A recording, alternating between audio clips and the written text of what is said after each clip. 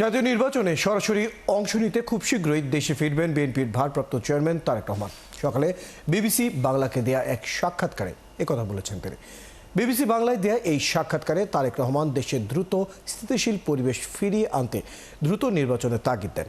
নির্বাচনে অংশ নিতে জামায়াতে ইসলামী আলাদা জোট করলে তাতেও বিএনপির কোনো আপত্তি নেই বলেও জানান তারেক রহমান। তিনি আরও বলেন, জুলাই আগস্ট গণঅভ্যুত্থানের মাস্টার মাইন্ড কোনো দল বা গোষ্ঠী নয়, এই আন্দোলনের কৃতিত্ব শুধু জনগণের। যে দল গণহত্যা করে দেশের মানুষকে খুন করেছে তাদেরকে জনগণ ক্ষমা করতে পারে না। ফেব্রুয়ারিতে নির্বাচন হবে, সরকারের এই সিদ্ধান্তে বিএনপি আস্থা রাখতে চায় বলেও জানান তারেক রহমান।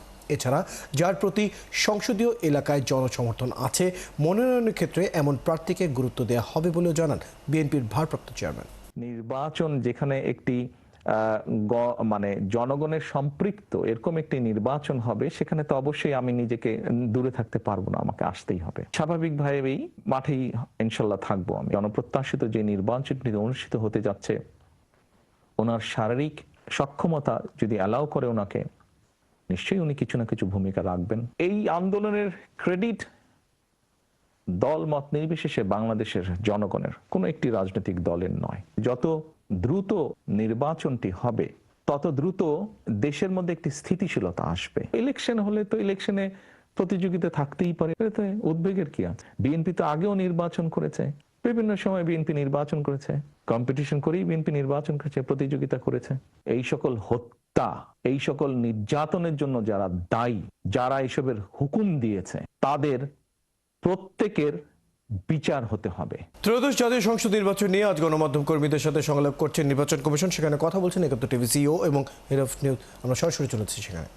অর্থাৎ ওই যে দিনের ভোট রাতে অথবা কি বলে যে 154 জন বিনা প্রতিদ্বন্দ্বিতায় কোথাও প্রার্থী পাওয়া গেল না, এরকম যদি কোনো নির্বাচন হয়, একাধিক প্রার্থী না থাকলে সেখানে তফসিল, এটা আজকের জন্য শুধু না, মানে আগামী জাতীয় নির্বাচনের জন্য, পরবর্তী নির্বাচনগুলোর জন্য। 5 নম্বর আমার কথা হচ্ছে মনোনয়ন বাণিজ্য। যদিও রাজনৈতিক দলগুলোর সাথে ভবিষ্যতে মত বিনিময় হবে নির্বাচন কমিশনের, এই জন্য এটি একটি বড় পদ্ধতি রাজনৈতিক দলগুলো ব্যবহার করে যে একাধিক প্রার্থীকে মনোনয়ন দেওয়া হয়, যেটি মূলত অসুস্থ প্রতিযোগিতা শুরু হয় সেখান থেকে।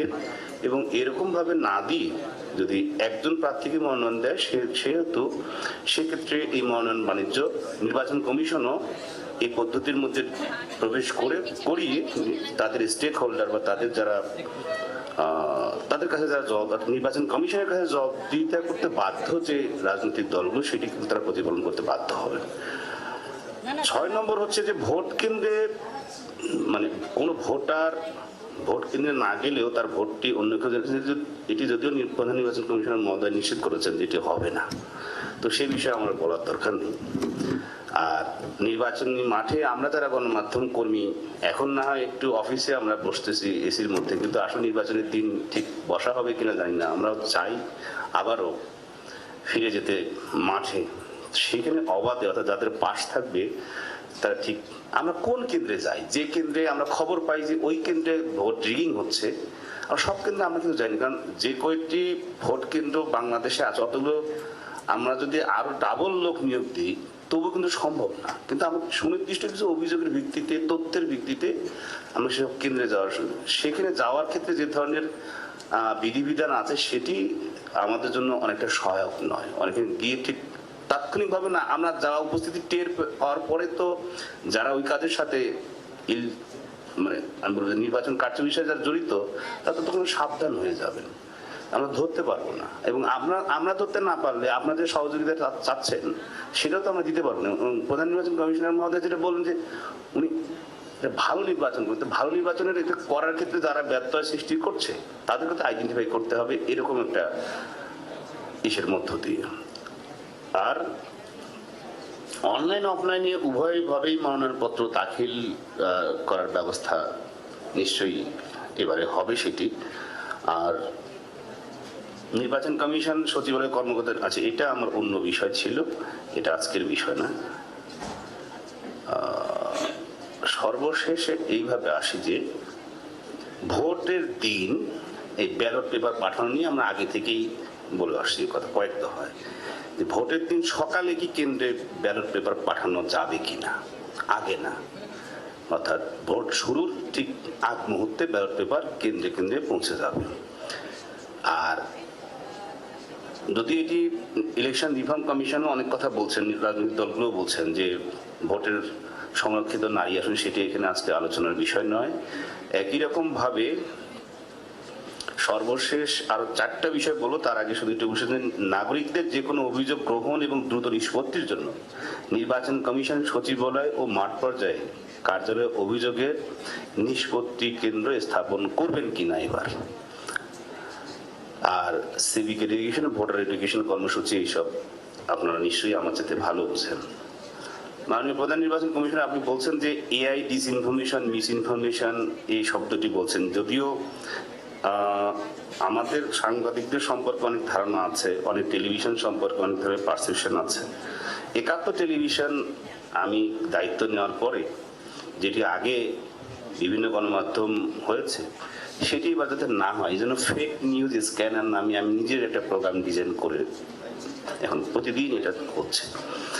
এই যে এআই বলছেন বা মানে যে কোন ছবি কার সাথে জোড়া লাগিয়ে দিয়ে সুপার এডিট করে দিয়ে দেওয়া হচ্ছে, নির্বাচন হবে না। সামনে নির্বাচন কেন্দ্রকে তো অসংখ্য জিনিস, এবং কারা করছে কারা করবে এটা আমরা সবাই জানি, কিন্তু গণমাধ্যম হিসেবে একটা বা দুইটা টেলিভিশন করলে তো হবে না। সকল গণমাধ্যমই যদি এই ধরনের কোনো কর্মকাণ্ডের মধ্যে যুক্ত হয় তাহলে আসলে ডিসইনফরমেশন, এআই অথবা ষড়যন্ত্র, যেটি দিয়ে আসলে মূলত পুরো সিস্টেমটাকে অন্যদিকে নিতে পারে, সেই বিভ্রান্ত করতে পারে, সেরকম ব্যবস্থার জন্য এটি একটি আমাদের নিজস্ব দায়িত্ব। আর সর্বশেষ আমরা নিরাপত্তা চাই। কোথায় চাই? নির্বাচনের মাঠে চাই, নির্বাচনের আগে চাই, নির্বাচনের পরে চাই। যেমন আপনার ভোটাররা চান, আপনার পরাজিত প্রার্থীরাও অনেক সময় চাইবেন, এটি অনেক জায়গায় যে তারাও নিরাপত্তা চাইবেন। দর্শক, ত্রয়োদশ জাতীয় সংসদ নির্বাচন নিয়ে আজ গণমাধ্যম কর্মীদের সাথে সংলাপে আছেন নির্বাচন কমিশন। সেখানে কথা বলছিলেন একাত্তর টিভি সিইও ও head of news Shafiq Ahmed. আমরা সরাসরি সেখানে যুক্ত ছিলাম। এবার অন্যান্য সংবাদ। জুলাই অভ্যুত্থানের সময় মানবতা বিরোধী অপরাধে আন্তর্জাতিক অপরাধ ট্রাইব্যুনালে করা মামলায় সাবেক প্রধানমন্ত্রী শেখ হাসিনা সহ 3 আসামির আইনজীবী আজ সাক্ষীদের জেরা করবেন। আসামিদের পক্ষে রাষ্ট্রনিযুক্ত আইনজীবী আমির হোসেন সাক্ষীদের জেরা করবেন। এরই মধ্যে শেখ হাসিনা ও সাবেক স্বরাষ্ট্রমন্ত্রী আসাদুজ্জামান খান কামাল সহ 3 আসামির বিরুদ্ধে মানবতা বিরোধী মামলায় সাক্ষ্য গ্রহণ শেষ হয়েছে। গত মঙ্গলবার মামলায় 54তম এবং শেষ সাক্ষী মূল তদন্ত কর্মকর্তা মোহাম্মদ আলমগীর জবানবন্দি দেন। ট্রাইব্যুনাল 1 এর চেয়ারম্যান বিচারপতি মোহাম্মদ গোলাম মর্তুজা মজুমদারের প্যানেলে জবানবন্দি দেন তিনি। এর আগে আদালতে বিভিন্ন গণমাধ্যমে প্রচারিত আন্দোলন দমনের 4টে ভিডিও চিত্র উপস্থাপন করা হয়। গত 10 জুলাই শেখ হাসিনা, সাবেক স্বরাষ্ট্রমন্ত্রী আসাদুজ্জামান খান কামাল ও সাবেক আইজিপি আবদুল্লাহ খান মামুনের বিরুদ্ধে মানবতা বিরোধী অপরাধের 5টি অভিযোগ গঠন করে ট্রাইব্যুনাল। মোট 8747 পেজের এই মামলায় 81 জনকে সাক্ষী করা হয়। দর্শক, ট্রাইব্যুনালে আরও খবর জানাতে আমাদের সাথে যুক্ত হচ্ছেন সহকর্মী শৈকুল সাদিক। শৈকুল সাদিক, জেরা কি শুরু হয়েছে? এছাড়া কোন মামলার কার্যক্রম রয়েছে আজ ট্রাইব্যুনালে? শুরুতেই জুলাই অভ্যুত্থানে শেখ হাসিনার যে মানবতা বিরোধী অপরাধের মামলা, তার বিষয়ে বলছি যে এই মামলায় যে শেষ সাক্ষী এবং মূল তদন্ত কর্মকর্তা মোহাম্মদ আলমগীর, তাকে আজকে জেরা করবেন রাষ্ট্রনিযুক্ত আসামি পক্ষের যে আইনজীবী আমির হোসেন। তিনি 2 পলাতক আসামি শেখ হাসিনা এবং আসাদুজ্জামান খান কামাল, তাদের পক্ষের আইনজীবী। এর বাইরে যে চৌধুরী আবদুল্লাহ মামুন, যিনি আগে আসামি ছিলেন, এখন রাজসাক্ষী হয়েছেন, তিনিও 36তম সাক্ষী এবং জবানবন্দি দিয়েছেন। তার পক্ষে যে আইনজীবী রয়েছেন তিনি কিন্তু এই আইনজীবী মোহাম্মদ আলমগীর জেরা করবেন না, এবং 11:15টার দিকে আজকে এই জেরা কার্যক্রম শুরু হবে। গত 30 সেপ্টেম্বর সর্বশেষ এই মামলায় তিনি সাক্ষী দিয়েছেন এবং টানা 3 দিনে তিনি জবানবন্দি দিয়েছিলেন। জবানবন্দিতে তিনি তুলে ধরেছিলেন জুলাই অভ্যুত্থানে কীভাবে শেখ হাসিনার নির্দেশনায় এই ছাত্র জনতার উপর এই গুলি চালানো হয়েছিল এবং 1,500-এর মতো মানুষ মারা হয়েছিল, এবং আরও অন্য সব বিষয়গুলো তারা তুলে ধরেছেন। যে ভিডিও ফুটেজ দেখিয়েছেন, বিবিসি বাংলার প্রতিবেদন দেখিয়েছেন, আল জাজিরার প্রতিবেদন দেখিয়েছেন এবং অন্যান্য তথ্যপত্র তুলে ধরেছেন। তারা বলেছেন যে 41টি জেলায় এই ঘটনা ঘটেছিল, 438টি স্থানে এবং 50টি জেলায় জুলাই অভ্যুত্থান হয়েছিল। এর বাইরে ট্রাইব্যুনাল 2-এ কিন্তু 2টো মামলা রয়েছে। একটি মামলায় আজকে আওয়ামী লীগের যে যুগ্ম সাধারণ সম্পাদক মাহবুবুল আলম হানিফ, তার বিরুদ্ধে অভিযোগ আমলে নেবেন কি না কুষ্টিয়ায় জুলাই অভ্যুত্থানের ঘটনায় তার যে উস্কানিমূলক বক্তব্য, ষড়যন্ত্র এবং 6 জনকে হত্যার ঘটনায় জনের বিষয়ে এই আজকে অভিযোগ আমলে নেওয়ার বিষয়ে সিদ্ধান্ত দেবে ট্রাইব্যুনালের 2। এর বাইরে জুলাই অভ্যুত্থানের প্রথম শহীদ আবু সাইদ হত্যা মামলারও বিচার কাজ চলছে। এই মামলাও আজকে 14 তারিখের সাক্ষী, তারা আজকে সাক্ষী দিবেন এবং এই মামলার যে 6 জন আসামি গ্রেপ্তার রয়েছেন তাদেরকে ট্রাইব্যুনালে নিয়ে আসা হয়েছে। সব মিলিয়ে বলা চলে রয়েল এই 11টার পরেই কিন্তু ট্রাইব্যুনালের কার্যক্রম শুরু হবে। ট্রাইব্যুনাল 1-এ মূল তদন্তকারী কর্মকর্তা মোহাম্মদ আলমগীরকে জেরা করবেন এবং ট্রাইব্যুনাল 2-এ আবু সাইদের মামলার সাক্ষী রয়েছে এবং মাহবুবুল্লাহ হানিফের বিষয়ে অভিযোগ আমলে নেওয়া হবে কিনা সেই বিষয়ে সিদ্ধান্ত দেবে ট্রাইব্যুনাল 2। এই হচ্ছে এখন পর্যন্ত আমার কাছে ট্রাইব্যুনালের সর্বশেষ পরিস্থিতি। ধন্যবাদ সৈকত সাথী। খবর রাখতে থাকুন, প্রয়োজনে আবার আপনার সাথে যুক্ত হব। দর্শক, আমাদের সাথে ট্রাইব্যুনাল থেকে সর্বশেষ খবর জানাচ্ছিলেন সহকর্মী সৈকত সাথী। ভুয়া বাইং হাউসের প্রতারণা থামছেই না। 5 বছরে এদের দৌরাত্মে বন্ধ হয়েছে অনেক পোশাক কারখানা, আর্থিক ক্ষতি হয়েছে কয়েক হাজার কোটি টাকার, এখনও আটকে আছে প্রায় 2000 কোটি টাকা। মালিকরা বলছেন লোভনীয় প্রস্তাব এলে সচেতন থাকতে হবে। অন্যদিকে দেশি বাইং হাউসগুলোর সংগঠন বলছে বিদেশিদের নিবন্ধন বাধ্যতামূলক করতে হবে। জাহিদুল ইসলামের প্রতিবেদন। বাংলাদেশের তৈরি পোশাক রপ্তানি হয় পৃথিবীর প্রায় 150 দেশে। এগুলো এলসির মাধ্যমে রপ্তানি হয় পরিচিত ব্র্যান্ড, অপরিচিত এবং সাধারণ মানের ক্রেতার কাছে। এই গার্মেন্টস মালিক বলছেন মাঝে মধ্যে ক্রেতা সেজে লোভনীয় প্রস্তাব নিয়ে আসেন প্রতারক চক্র। ফেব্রিক তারাই দিবে চায়না থেকে, তাদের নমিনেশন ছিল, ইভেন অ্যাক্সেসরিজ তারা দেবে, একদম আমাকে পরিশোধ করতে হতো। আমি শুধু পাইতাম সিএমটা, আমি যা প্রাইস চাইছি তাই দিবে। তখন আমার আবার খটকা লাগলো যে আসলে কি এত প্রাইস আছে নাকি। এক রিলেটিভ আছে আমার, ব্রাদার ইন ল থাকে ইংল্যান্ডে। আমি তাকে বললাম যে তুমি একটু ওই অফিসে যাও। তন্ন করে সে এই যে ইউকের যে অফিসের যে অ্যাড্রেস এটা খুঁজে পাইল না। পোশাক রপ্তানিকারক সংগঠন বিজিএমইএ তথ্য বলছে গেল 5 বছরে বাইং হাউসগুলোর প্রতারণার শিকার হয়েছে 526টি গার্মেন্টস, যেখানে অনাদায়ী পড়ে আছে প্রায় 2000 কোটি টাকা। চেষ্টা করতে হবে ওই কোম্পানির ক্রেডিট রেটিং নিতে। এটা ব্যাংক টু ব্যাংক হইতে পারে, আর ক্রেডিট রেটিং দেয় পৃথিবীর অনেক নাম করা কোম্পানি আছে, এগুলো খোঁজ খবর নেওয়া। আর এখন যেহেতু এলো তথ্য প্রযুক্তির যুগ, চাইলেই একটা বায়ার সম্পর্কে কিন্তু ধারণা নেওয়া যায়। পোশাক রপ্তানিকারক আরেক সংগঠন বিকেএমই এর অভিযোগ, দেশি বাইং হাউসগুলো সরকারের অনুমোদন নিয়ে ব্যবসা করলেও বিদেশিগুলো তা নেই। একটা ঘরের মধ্যে ওই কম্পিউটার একটা নিয়ে বায়ারের সাথে করেসপন্ডেন্স করে বাইং হাউস নিয়ে অর্ডার নিয়ে এসে ইয়েদের আমাদের প্লেস করবে, এরপরে এটা নিয়ে নানা জটিলতা তৈরি হলে তাকে আর খুঁজে পাওয়া যাবে না, এটা হতে পারে না। গার্মেন্টস বাইং হাউস অ্যাসোসিয়েশন বলছে বিদেশিদের ব্যবসা করতে হলে যথাযথ প্রক্রিয়া মেনে তাদের দূতাবাসের মাধ্যমে বাংলাদেশে আসতে হবে। একটা বায়ার বন্ধ হওয়া বা একটা বায়ার কোলাপস করা মানে হচ্ছে ফ্যাক্টরিটার একটা বন্ধ হয়ে যাওয়া, কারণ এখানে আবার ডিউর পেমেন্ট থাকে, ফ্যাক্টরির আপনার এক্সপোর্ট বন্ধ হয়ে যায়। অর্থনীতিবিদরা বলছেন এ ধরনের প্রতারণা বন্ধে এবং টাকা উদ্ধারে দূতাবাসের সহায়তা নেওয়া যেতে পারে। যে দেশের ব্যবসায়িক পর্যায় থেকে এই ধরনের ফ্রড করা হয় তারা তো আসলে মানে একই রকম ভাবে তাদের দেশের ভেতরেও আইনি প্রক্রিয়ার ভিতরে আসার কথা, সেই জায়গাটা আগাইতে হবে। এছাড়াও কিছু ব্র্যান্ড পণ্য নেওয়ার পর নিজেকে দেউলিয়া ঘোষণা করে, এতেও রপ্তানির বিপরীতে টাকা না পেয়ে আর্থিক ক্ষতির মুখে পড়ে অনেক গার্মেন্টস। জাহিদুল ইসলাম, 71, ঢাকা। এবার বাংলাদেশের দিকে বিশেষ মনোযোগ রাশিয়ার। বিপুল পরিমাণে শিক্ষার্থীদের বৃত্তি দেওয়ার ঘোষণা দিয়েছে দেশটির ঢাকাস্থ দূতাবাস। এর মধ্যে দুই দেশের মানুষের সম্পর্ক আরও জোরদার করতে চায় দেশটি।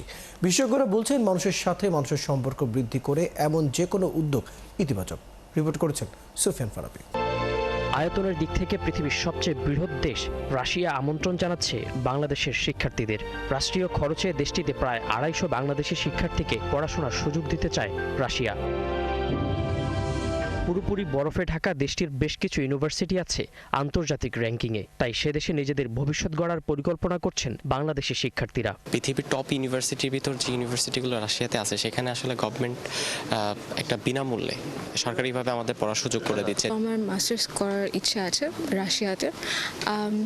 রাশিয়ার টেকনোলজি অনেক অ্যাডভান্সড, মানুষ আগ্রহী কারণ রাশিয়া হচ্ছে লিভিং কস্ট কম, তারপর হচ্ছে ওয়ার্ল্ড ক্লাস এডুকেশন সিস্টেম, ইউনিভার্সিটিগুলো খুব ভালো রিসার্চ।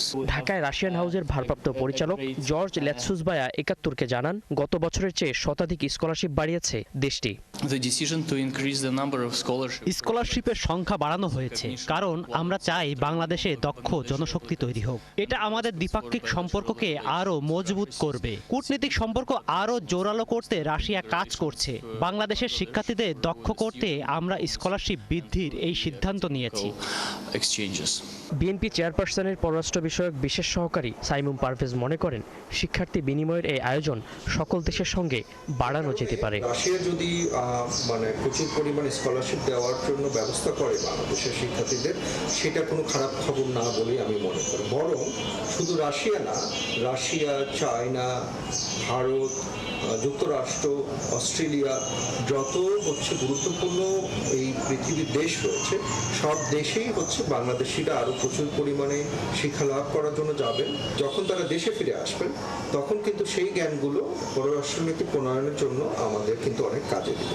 তার মতে পার্শ্ববর্তী দেশের সঙ্গেও শিক্ষার্থী বিনিময়ের আয়োজন আরও সম্প্রসারণ করা প্রয়োজন। রাদুগা প্রকাশনীর অনেক বই সেখানে। সুফিয়ান ফারাবি, ৭১, ঢাকা। ভারতের গজলডোবা ব্যারেজে গেট খুলে দেয় উজানের ঢালে বিপদসীমা অতিক্রম করেছে লালমনিরহাটের তিস্তার পানি। পঞ্চম দফায় বন্যার কবলে পড়েছে তিস্তাপাড়ের মানুষ। এরই মধ্যে গ্রামগুলোতে রেড অ্যালার্ট জারি করা হয়েছে। ব্যারেজ পয়েন্টে তিস্তার পানি বেড়ে বিপদসীমার ২৭ সেন্টিমিটার উপরে বইছে। এদিকে পানি বিপদসীমা অতিক্রম করায় লালমনিরহাট জেলার ৫টি উপজেলার তিস্তার পাড়ের নিচু এলাকার ২৫টি গ্রাম প্লাবিত হয়েছে। তলিয়েছে ৫,০০০ পরিবারের বসত বাড়ি এবং রোপা আমন ধানের ক্ষেত। শিক্ষা প্রতিষ্ঠানের মাঠও তলিয়ে গেছে। বাসাবাড়িতে পানি ঢুকে পড়ায় অনেকেই উঁচু জায়গায় আশ্রয় নিয়েছে। এরই মধ্যে গ্রামগুলোতে রেড অ্যালার্ট জারি করা হয়েছে, আর মাইকিং করে এলাকা থেকে সরে যাবার নির্দেশনা দেওয়া হয়েছে। দর্শক, তিস্তার এই মুহূর্তের অবস্থা জানাতে লালমনিরহাট থেকে যুক্ত হচ্ছেন মিলন পাটোয়ারি। মিলন পাটোয়ারি, আজ তিস্তার পানির কি অবস্থা দেখছেন এবং পানিবন্দী এলাকাগুলোর কি খবর আছে আপনার কাছে, কি কার্যক্রম চলছে? তিস্তা নদীর পানি বিপদসীমার উপরে দিয়ে প্রবাহিত হওয়ার কারণে লালমনিরহাট জেলার যে তিস্তা পাড়ের যে নিম্ন অঞ্চলগুলো রয়েছে, এই নিম্ন অঞ্চলগুলোতে ইতিমধ্যে ঘর বাড়িগুলোর প্রায় পানিতে তলিয়ে গেছে এবং প্রায় ২০,০০০ পরিবার পানিবন্দী অবস্থায় পড়েছে লালমনিরহাট জেলায়। এছাড়াও যে বিভিন্ন স্থানে আমরা লক্ষ্য করেছি যে সমস্ত কাঁচা বাঁধ ছিল, বেশ কিছু বাঁধ ভেঙে গেছে এবং দহগ্রামে একটি সড়ক ভেঙে গেছে। এর কারণে পানি লোকালয়ে প্রবেশ করেছে এবং বন্যার্ত পরিবারের জন্য আর এখনো পর্যন্ত সরকারিভাবে কোনো প্রকারের সামগ্রী না আসার কারণে পরিবারদের মধ্যে একটা খাদ্য অভাব দেখা দিয়েছে এবং বিশুদ্ধ পানি সংকট দেখা দিয়েছে। এবং বিভিন্ন দুর্গম অঞ্চলে আমরা গিয়েছি, সেখানে দেখেছি যে প্রতিটি বাড়িতে প্রায় কোমর পানি, কোথাও বা রয়েছে হাঁটু পানি এবং রাস্তাঘাট তলিয়ে গেছে। দুর্ভোগ একটা সৃষ্টি হয়েছে প্রায় ২০,০০০ পরিবারের মধ্যে। এবং লালমনিরহাট জেলার হাতীবান্ধা, পারুলিয়া এবং দক্ষিণ পারুলিয়া এছাড়াও বিভিন্ন লালমনিরহাট সদরে কালমাটি, আদিতমারি, মহিষকোচা, চরগোবর্ধন বেশ কিছু অঞ্চলে পানিবন্দী অবস্থায় লোকজন মানবতা জীবনযাপন করছে। এই সমস্ত পরিবারের মধ্যে সরকারি ত্রাণ সামগ্রী দ্রুত না পৌঁছলে তাদের মধ্যে খাদ্য সংকট দেখা দেবে। তবে পানি উন্নয়ন বোর্ড আমাদের জানিয়েছে যে যেহেতু পানি সকাল ৯টার দিকে বিপদসীমার ৩ সেন্টিমিটার নিচে রয়েছে এবং এই পানি দুপুরের পর হয়তো পানি আরো নিচের দিকে নামবে। তবে তিস্তা ব্যারেজ পয়েন্টে মিলন পাটোয়ারি, আপনি খবর রাখতে থাকুন, প্রয়োজনে আবার আপনার সাথে যুক্ত হবো। ধন্যবাদ সময়টুকু দেওয়ার জন্য। দর্শক, আমাদের সাথে লালমনিরহাট থেকে যুক্ত ছিলেন মিলন পাটোয়ারি। উজানের ভারী বৃষ্টিপাত ও পাহাড়ি ঢলে বিপদসীমা ছাড়িয়েছে তিস্তার পানি। রাত 10টার পর নীলফামারীর ডালিয়া পয়েন্টে বিপদসীমার ৩৩ সেন্টিমিটার উপর দিয়ে বইতে শুরু করেছে। ডালিয়া পানি উন্নয়ন বোর্ড সূত্র জানায়, উজানের ভারী বৃষ্টিপাত ও পাহাড়ি ঢলে রোববার সন্ধ্যায় বিপদসীমার উপরে ওঠে তিস্তার পানি। সন্ধ্যা ৬টায় ডালিয়া পয়েন্টের বিপদসীমার 10 সেন্টিমিটার উপর দিয়ে প্রবাহিত হয়। এরপর সন্ধ্যা ৭টায় বিপদসীমা 20 সেন্টিমিটার এবং রাত 10টায় আরও বেড়ে বিপদসীমা 33 সেন্টিমিটার উপর দিয়ে প্রবাহিত হয়। দর্শক, বিজ্ঞান ও প্রযুক্তি মন্ত্রণালয় আয়োজিত রিসার্চ টু মার্কেট শীর্ষক গোলটেবিল আলোচনায় কথা বলছেন অর্থ উপদেষ্টা ডক্টর সালাউদ্দিন আহমেদ। আমরা সরাসরি যুক্ত হচ্ছি সেখানে। অনেকে তাদের সহকর্মী আছে না বাইরে, তাদের কিন্তু এই জিনিসটা যদি আপনারা করতে পারেন তো ডেফিনেটলি আমাদের জন্য ভালো হবে। কারণ এখন সময় কিন্তু আমরা সেই ইনভেস্টমেন্ট করবো, এফডি আনবো, $1 বিলিয়ন আনবো, তার চেয়ে বেশি হলো we bring knowledge, we bring technique and repeat, that is most important. মানে ওটার রিটার্ন যে কোরিয়ার এক্সাম্পল দিলেন আপনারা, কোরিয়া 64-এ তো বাংলাদেশের খারাপ ছিল, তাই না? 60-70-তে আর কোথায় ভিয়েতনামে আপনি কী অবস্থা?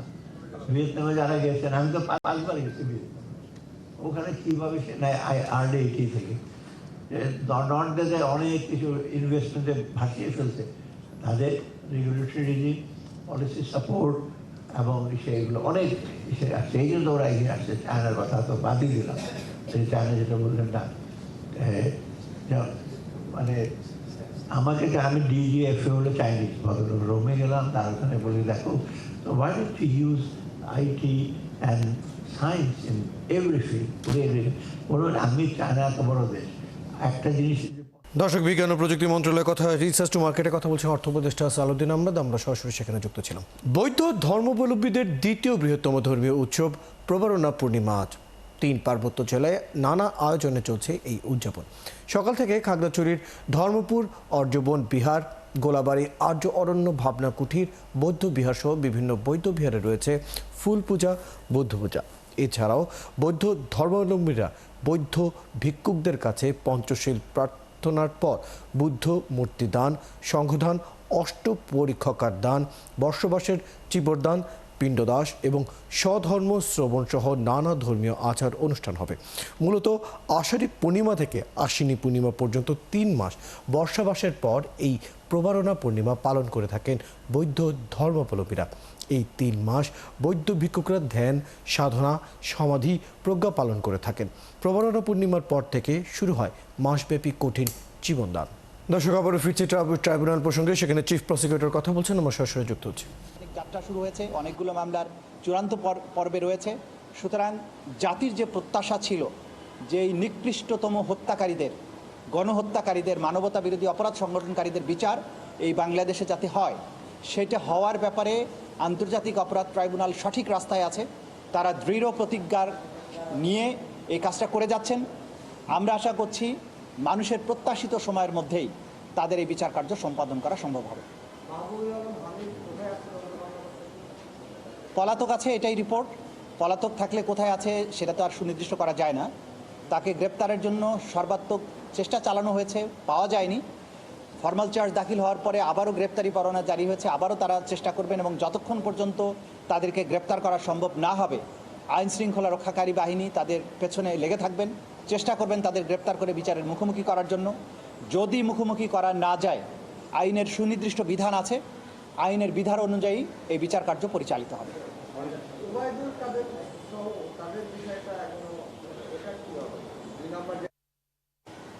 আমরা যেটা আপনাদেরকে বারবারই বলেছি, সপ্তাহে একবারে হবে না, ক্রমান্বয়ে একটার পর একটা হতে থাকবে। এগুলো ম্যাচিউর স্টেজে আছে, যথাসময়ে তার ফলাফল আপনারা দেখতে পাবেন। প্রত্যেককেই বিচারের মুখোমুখি হতে হবে। কেউ পার পেয়ে যাবেন, কাউকে ইনডেমনিটি দেওয়া হবে, কেউ পালিয়ে থেকে বাঁচার চেষ্টা করবেন, এই ধরনের দুরাশা করে লাভ নেই। ন্যায় বিচার সবসময় তার আপন গতিতে চলবে এবং আইন নিরপেক্ষভাবেই কাজ করবে। কেউ অপরাধ করে পার পেয়ে যাবেন এইটা বিশ্বাস করার কোনো সুযোগ এই বাংলাদেশে থাকবে না। ঘুমের মামলাগুলোর সবশেষ আপডেট আমরা একটু জানতে চাচ্ছি, কবে নাগাদ আপনারা শেষ করবেন বা আপনারা এটা গতকালকেই বলে দিয়েছি। আপনারা খুব সহসাই এই সপ্তাহের মধ্যেই এটার বেশ অনেকগুলো ঘটনার কথা আমরা বলেছি যে অনেকগুলো ঘটনা ঘটবে, আপনারা দেখবেন। আমরা আজকে এই ব্যাপারে কোনো কিছু বলতে চাচ্ছি না। অপেক্ষা করেন একটা সপ্তাহ, আর কয়েকটা দিন এক সপ্তাহ লাগবে। গুমের মামলা তো অনেক, সবগুলো শেষ না হলেও প্রধান কয়েকটি মামলার তদন্ত রিপোর্ট এই সপ্তাহে দাখিল হবে। দর্শক, ট্রাইব্যুনালে কথা বলছিলেন চিফ প্রসিকিউটর। আমরা সরাসরি সেখানে যুক্ত ছিলাম। এই নিয়ে অন্যান্য সংবাদ থাকবে সংবাদ সংযোগের অন্যান্য পর্যায়ে। এদিকে বৌদ্ধ ধর্মাবলম্বীদের দ্বিতীয় বৃহত্তর ধর্মীয় উৎসব শুভ প্রবারণার পূর্ণিমা আজ। বৌদ্ধ ভিক্ষুকদের 3 মাসের বর্ষাবাস শেষে আশ্বিনের পূর্ণিমার তিথিতে প্রবারণা পূর্ণিমা উদযাপন করা হয়। রাজধানীর বিভিন্ন বৌদ্ধ মন্দিরে উদযাপিত হচ্ছে এই উৎসব। এ নিয়ে আরও খবর জানাতে আমাদের সাথে যুক্ত হচ্ছেন সহকর্মী পার্থ সঞ্জয়। পার্থ সঞ্জয়, আপনি যে বৌদ্ধ বিহারে আছেন, সেখানে প্রবারণা পূর্ণিমার কি কি আয়োজন আছে এবং দিনটি নিয়ে কি বলছেন বৌদ্ধ ভিক্ষুকরা? ধন্যবাদ রয়েল, আপনাকে প্রবারণা পূর্ণিমার মৈত্রীময় শুভেচ্ছা। আমরা রয়েছি সবুজবাগ ধর্মরাজ্য বৌদ্ধ বিহারে এবং এখানে এই মুহূর্তে প্রার্থনা মাত্রই শেষ হয়েছে। সকালে প্রার্থনা শুরু হয়েছিল এবং তারপর প্রার্থনা শেষ হয়েছে। আপনি যে কথাগুলো বলছিলেন যে আনুষ্ঠানিকতা, পূজার আনুষ্ঠানিকতা, সেটি দিনভর হবে, রাতে ফানুস পোড়ানো হবে এবং প্রবারণায় ফানুস উঠবে। এটি তাদের কাছে অনেক বেশি প্রার্থনীয়।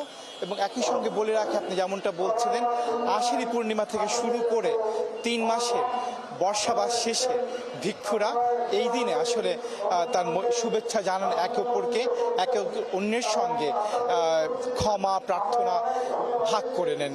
আমরা একটু কথা বলবো, আমাদের সঙ্গে আছেন যারা পূজার্থী, যারা প্রার্থনায় যুক্ত হয়েছিলেন, তাদের কাছে জানতে চাইব সকাল থেকে কি কি প্রার্থনা হয়েছে আর কি কি আছে।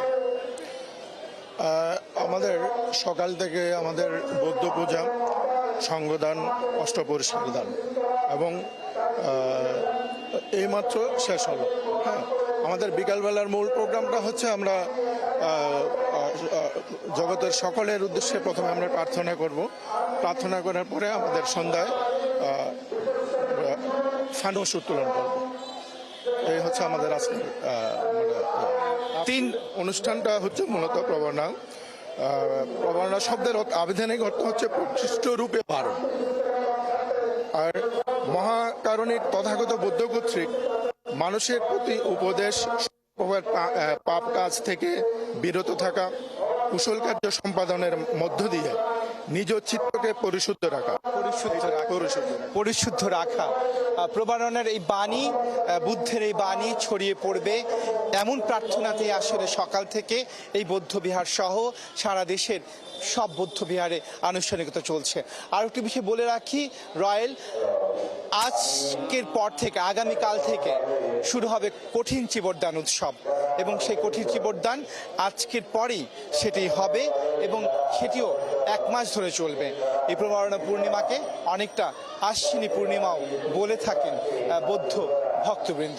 রয়্যাল, ধন্যবাদ পার্থ সঞ্জয়। খবর রাখতে থাকুন, প্রয়োজন আবারও যুক্ত হব। দর্শক, আমাদের সাথে পার্থ সঞ্জয় সহকর্মী যুক্ত ছিলেন।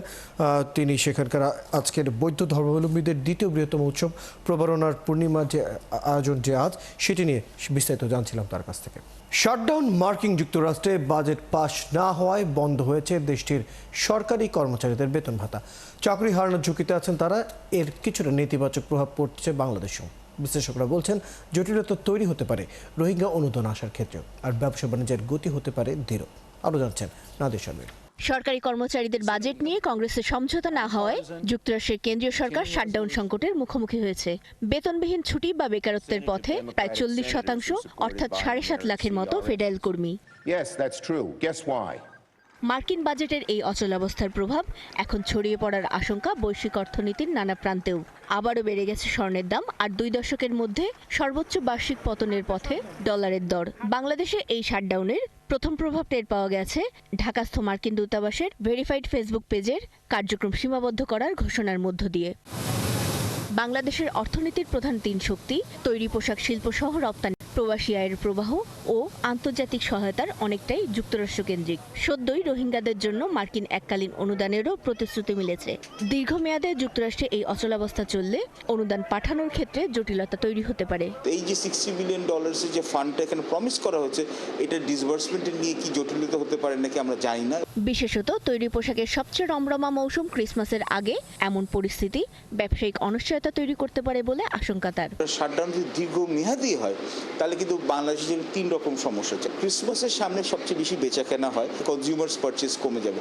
তার মধ্যে কিন্তু রেডিমেড আরএমজি এখানে আমরা এফেক্টেড হতে পারি, আমাদের রপ্তানি কমতে পারে। দ্বিতীয়ত আপনার এখানে হচ্ছে যে আমাদের প্রচুর বাংলাদেশি আছে যেখানে যুক্তরাষ্ট্রতে থাকে এবং সরকারি কর্মচারী হিসেবে নিয়োজিত আছে এবং তারা কিন্তু রেমিটেন্স পাঠায়। তবে ততটা চিন্তিত নন কূটনৈতিক বিশ্লেষকরা। উভয় পক্ষের সঙ্গে নেগোশিয়েট করে এটা একটা সমাধানে দ্রুতই চলে যাবে। এইটার ইন্টারন্যাশনাল কোনো ইম্প্যাক্ট পড়বে বলে এখন পর্যন্ত মনে হচ্ছে না। আগের চাইতে যদি দীর্ঘ মেয়াদেও হয় তারপরও এটার ইন্টারন্যাশনাল ইম্প্যাক্ট খুব একটা পড়ার সম্ভাবনা নেই। প্রবাসীদের মধ্যে যারা সরকারি কাজ করেন তারা তো এফেক্টেড হবেন, কিন্তু প্রবাসী হিসেবে অতিরিক্ত কোনো রকম সমস্যার সম্মুখীন হবেন বলে মনে হয় না। তবে ডেমোক্রেট রিপাবলিক দুপক্ষের সমঝোতা না হলে খোদ যুক্তরাষ্ট্রে এখনো আশঙ্কা 2018 সালের শাটডাউনের তুলনায় অনেক বড় হতে পারে এই পরিস্থিতি। নাদিয়া শারমিন, ৭১, ঢাকা। এবার খেলার খবর। বাংলাদেশ ক্রিকেট বোর্ডের মসনদে বসবে কে, সেই উত্তরের খোঁজে শুরু হয়ে গেছে আলোচিত সমালোচিত বিসিবি নির্বাচন। রাজধানীর একটি 5 তারকা হোটেলে সকাল 10টায় শুরু হয়ে বিকেল 4টা পর্যন্ত চলবে নির্বাচন। চূড়ান্ত ফলাফল ঘোষণা করা হবে সন্ধ্যা 6টায়। নির্বাচনের আগেই বিসিবি পরিচালক পদ নিশ্চিত হয়ে গেছে 9 জনের। 1 নম্বর ক্যাটাগরিতে রংপুর বিভাগে একটি পদের লড়াইয়ে আছেন 3 জন, আর 3 নম্বর ক্যাটাগরিতে সাবেক অধিনায়ক খালেদ মাসুদ পাইলট ও সাবেক ক্রিকেটার দেবব্রত পালের লড়াই ঘিরেই টিকে আছে রোমাঞ্চ। সব মিলিয়ে 3 ক্যাটাগরিতে পরিচালক হবেন 23 জন। বাকি 2 জন পরিচালক সরাসরি মনোনয়ন পাবেন জাতীয় ক্রীড়া পরিষদ থেকে। পরিচালকদের ভোটে 3 সভাপতি ও সহসভাপতি নির্বাচন হয়ে যাবে। শোনা যাচ্ছে কোনো প্রতিদ্বন্দ্বিতা ছাড়াই সভাপতি হওয়ার পথে আমিনুল ইসলাম বুলবুল। বহু নাটকীয়তার পর অবশেষে সকাল 10টায় শুরু হয়েছে বিসিবির নির্বাচন। ভোট গ্রহণ শেষ হলে সন্ধ্যা 6টার মধ্যে পরিচালক পদে বিজয়ী হওয়ার প্রার্থীদের নাম ঘোষণা করা হবে। এরপর সন্ধ্যা 7:30টায় অনুষ্ঠিত হবে সভাপতি ও সহসভাপতি নির্বাচন। দর্শক, বিসিবি নির্বাচনের সর্বশেষ পরিস্থিতি নিয়ে কথা বলতে আমাদের সাথে যুক্ত হচ্ছেন সহকর্মী সাইফুর রূপক। রূপক, পরিচালক পদে বড় একটা অংশ এবার বিনা প্রতিদ্বন্দ্বিতায় নির্বাচিত হচ্ছেন। তবে যে কটা পদে নির্বাচন হচ্ছে তাতে সামগ্রিক পরিস্থিতি কতটা স্বতঃস্ফূর্ত, আর কাউন্সিলররা কি বলছেন, কতটুকু সন্তুষ্ট? যারা ভোট দিতে এসেছেন তারা নিজের পছন্দের জায়গায় ভোট দিচ্ছেন এবং বলছেন যে তারা ভোট দিতে পেরে খুশি। কিন্তু অনেকেই বলছে আসলে এখানে সব জায়গাতেই গত কয়েকদিন ধরে সেটা আলোচনা হচ্ছে যে ইলেকশনের থেকে সিলেকশনটাই বেশি ইম্পর্টেন্ট, এবং অনেকেই ইলেক্টেড হওয়ার চেয়ে আগেই সিলেক্টেড হয়ে গেছে বেশ কয়েকটা ক্যাটাগরিতে এবং বেশ কয়েকটা ক্যাটাগরির বেশ কয়েক জায়গায়। তবে মূল ভোটটা হচ্ছে আসলে ক্যাটাগরি 3-এ, যেখানে 2 জন প্রার্থী আছেন। একজন জিতবেন, খালেদ মাসুদ পাইলট এবং দেবব্রত পাল, দুজনই ক্রিকেটার সাবেক এবং দুজনই ক্রিকেটের সাথে নানাভাবে যুক্ত। তাদের ওই জায়গাটাতে লড়াইটা ভালো হচ্ছে। তবে সবশেষ বলা যায় লেটেস্ট আপডেট যেটা মাত্র 5 মিনিট আগেই আমিনুল ইসলাম বুলবুল গতকাল পর্যন্ত গত 4 মাস যিনি সভাপতির পদে ছিলেন তিনি মাত্রই ভোট দিয়েছেন। তিনি বলছেন যে ভোটটা ঠিকঠাক হচ্ছে, নির্বাচন কমিশন যেভাবে চালাচ্ছে সব কিছু ঠিকঠাক আছে এবং তিনি দায়িত্ব পেলে দারুণভাবে কাজ করতে চান। 4 মাস কাজ করেছেন, 4 মাসে বাংলাদেশের ক্রিকেটের সব কিছু বোঝার চেষ্টা করেছেন, বুঝতে পেরেছেন। 4 বছরের জন্য যদি সুযোগ পান তিনি একদম সেরাটা নিংড়ে দেবেন, যেহেতু তার আইসিসি, এসিসি নানা জায়গায় কাজ করার অভিজ্ঞতা আছে। পাশাপাশি গতকালই যেহেতু বাংলাদেশ সিরিজ জয়ের পাশাপাশি হোয়াইট ওয়াশ করেছে আফগানদের, সেই বিষয় নিয়েও বুলবুল বলেছেন যে ক্রিকেটের দিন শেষে মাঠের ক্রিকেট সাফল্য পেলে তো আসলে কর্তাদের মুখে হাসি ফোটে এবং ভালো কাজ করার আরও তাড়না থাকে এবং তারা আরও ইন্সপায়ার্ড হয়। সো ভোটের লড়াইটাও তার কাছে, বুলবুল বলছেন ভোটের লড়াইটা ঠিকঠাক হচ্ছে, ভোটের পরিবেশ তার কাছে ভালো লাগছে এবং দলের সাফল্য ভালো হচ্ছে। তবে সেইভাবে আসলে প্রায় 190 থেকে 91 জন ভোট দেওয়ার কথা সশরীরে এবং ই ব্যালটের মাধ্যমে।